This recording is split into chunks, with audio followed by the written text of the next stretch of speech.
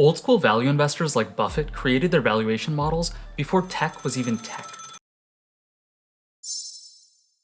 If you're valuing tech like the boomers, you're missing out on most of the market's growth. Adam Seesel, in his book Where the Money Is, teaches us how to value tech stocks in this decade. So how do we approach what he's coined as Value 3.0, and what exactly was wrong with the value investing of Ben Graham and Warren Buffett? The dirty truth is, value investing of the past hasn't done too well recently. Warren Buffett and many other old school value fund managers have underperformed the market for over a decade. Just take a look at these graphs. It's possible they'll start to do better next decade, but can you really wait that long? It's pretty clear old school value was missing something that became evident in Warren Buffett's massive investment into Apple in 2016. Value 3.0 applies the principles of value investing to the companies of the digital age, companies that have mostly been ignored by value investors up until now. The best returns of the last decade have come from tech stocks.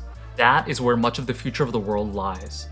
And the crazy thing is, we're just in the early innings of a transformation in the world economy, where software is eating the world. In a short couple of decades, tech has supplanted every other major industry in the S&P 500. Hi friends, my name is Maaiz. I'm a hedge fund analyst turned entrepreneur, and on this channel, I share what I'm learning to build the best investment strategies possible today. So wait, why doesn't old school value work anymore? If we look back at value investing from its origins with Ben Graham in the 1930s, this isn't the first time value investing has stopped working. Benjamin Graham started investing at a time when stock picking was essentially just gambling. Gentlemen invested in bonds and gamblers invested in the stock market. I mean, you can just imagine a world where everybody was just buying meme stocks, while professional investors were like, hell no. This market is for the heathens. We'll stick with the bonds. Given this pervasive view of stocks, Ben Graham was able to introduce analytics and mathematics to investing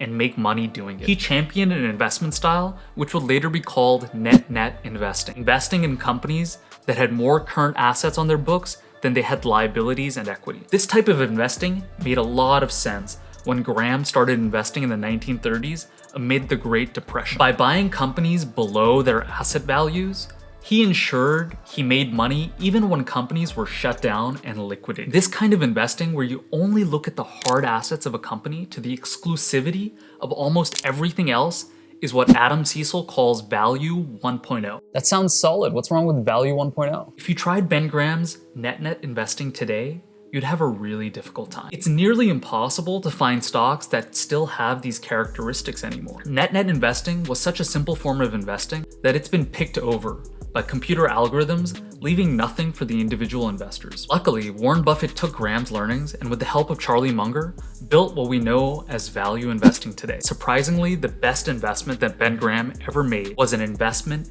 in which he broke almost all of his own Value 1.0 rules.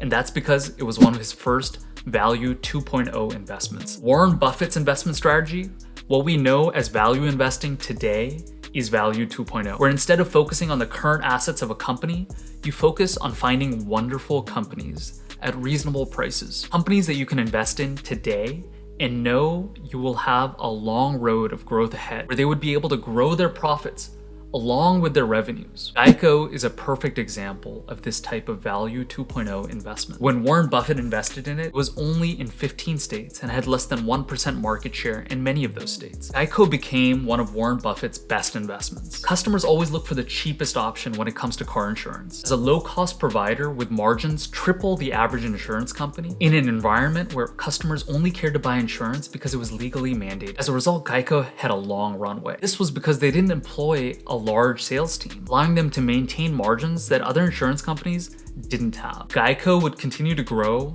to focus on their low-cost advantage by doing things such as pre-purchasing rights to certain goods, such as windshields after a large hailstorm, knowing that their customers will come looking for these windshields and they could get them cheaper if they bought them in bulk ahead of time. This focus on low cost and long-term growth made it so Geico was able to provide a better service at a lower cost to its customers. Geico's low-cost advantage became its moat, the competitive advantage which Warren Buffett looks for in every single one of his investments. This focus on economic moat and room to grow for the long run at the right price is the core of Value 2.0 investing. Buying these companies at a reasonable price to earnings ratio became the name of the game in Value 2.0. What's wrong with Value 2.0 now? Why is Warren Buffett underperforming the market? Unfortunately, Value 2.0 has completely missed the amazing returns of the tech industry and its slow march to take over what we do today. Despite tech's rise to make up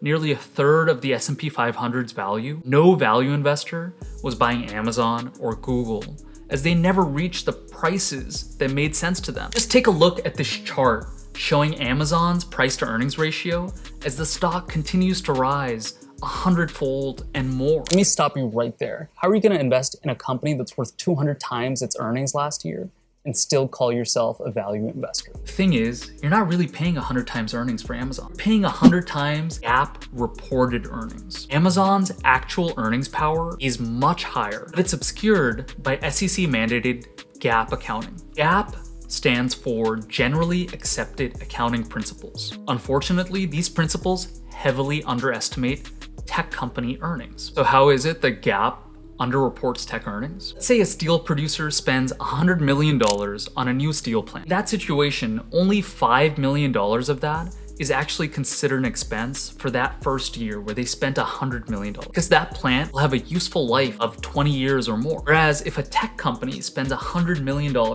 in research and development to build out a brand new software product, all of that $100 million will be counted as an expense in the same year, even though the software will have use for decades to come. In this scenario, the industrial company shows earnings of $95 million, whereas the tech company shows earnings of 0. Isn't that crazy? It's a 20x difference in earnings. I'm on your side, bro. Just tell me how to value these companies. Adam Seesel, in his book, recommends 2 things. By looking at today's tech companies, you'll notice that they've shown amazing, consistent long-term growth. Unlike value investors of the past, we have to take into account that these tech companies are likely to continue growing into the future, as many of them have only small parts of their total addressable market. Think of QuickBooks, the accounting software company. It only has 4 million subscribers today, a potential user base in the future of hundreds of millions of subscribers. As a result, to take this into account, Adam Seesel recommends that we take this conservative growth rate from these companies in the past and project that forward 3 years.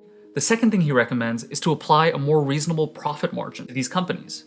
For instance, if you look at Amazon's financials, you couldn't be faulted for thinking that their e-commerce margins are just 2%. How can that be? It's a third of Walmart's margins. Despite Amazon's massive scale and the fact that they don't actually have stores that they have to manage. They don't have to manage shrinkage or deal with cash. On the other hand, pure e-commerce platforms like eBay that are much more mature have margins of 25%. Looking at these numbers, you can likely conclude a more reasonable margin would be maybe 10%, especially when taking into account Amazon's ad business. With that in mind, we can see that the extra 8% that Amazon is spending is actually a capital investment. We'll end up paying back investors over the coming years. A good investment at that. With these 2 tweaks, you're able to adjust Amazon so its earnings look closer to what we're used to seeing with industrial companies. On top of this, since Amazon is growing at a rapid clip and you're a long-term investor, you can also confidently look out 3 years and say with some certainty that Amazon will grow at 15 to 20% annually,